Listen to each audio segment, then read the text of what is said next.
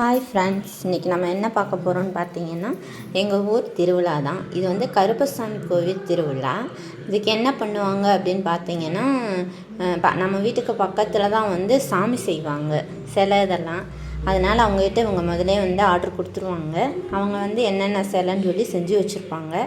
அப்புறம் வந்து அந்த நம்ம கோயில் கும்பிட்றோம் இல்லையா, அந்த ஊரில் இருக்கக்கூடிய பெரிய மனுஷர்கள், அப்புறம் வந்து கொட்டு வேசக்காரங்க இவங்கெல்லாம் வருவாங்க, வந்து சாமியை அழைச்சிட்டு போகிறதுக்காண்டி. இப்போ வந்துட்டாங்க, வந்து பாருங்கள் உங்களுக்கு தெரியும்.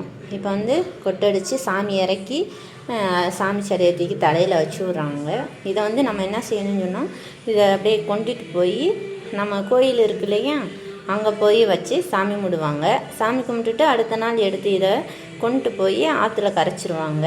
இதுதான் எங்கள் ஊரோட இது வந்து கருப்பசாமி. பெரிய கருப்பு, சின்ன கருப்பு, அப்புறம் வந்து 2 வேட்டை நாய் இதெல்லாம் வந்து செஞ்சுருந்தாங்க. பாருங்கள், சாமி அவ்வளோ அழகாக இருந்துச்சு, பார்க்கவே அவ்வளோ நல்லா இருந்துச்சு. இது பெரிய கருப்பு, அது 2 வந்து சின்ன கருப்பு, 2 வேட்டை நாய் இதெல்லாம் வந்து செய்வாங்க. இதை செஞ்சு ஊர்வலமாக கொண்டு போய் நம்ம கோயிலில் வச்சுருவோம். கோயிலில் வச்சு இன்றைக்கி ஃபுல்லாக சாமி கும்பிடுவாங்க. இது காலையில் நடக்கிறது. தீச்சட்டி எடுக்கிறவங்க எடுப்பாங்க, பொங்க வைக்கிறவங்க வைப்பாங்க. எல்லா வேலைகளும் கண்டினியூவாக நடந்துக்கிட்டே இருக்கும். 3 நாள் கழித்து இந்த சாமி சிலையை எடுத்துகிட்டு போய் நம்ம ஊர் ஆற்றுல கரைச்சிருவோம்.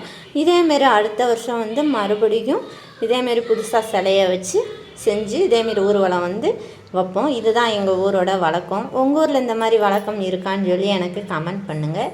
பாருங்கள், சாமி எவ்வளோ அழகாக இருக்குன்னு சொல்லி, பார்க்கவே அவ்வளோ நல்லா இருக்குது.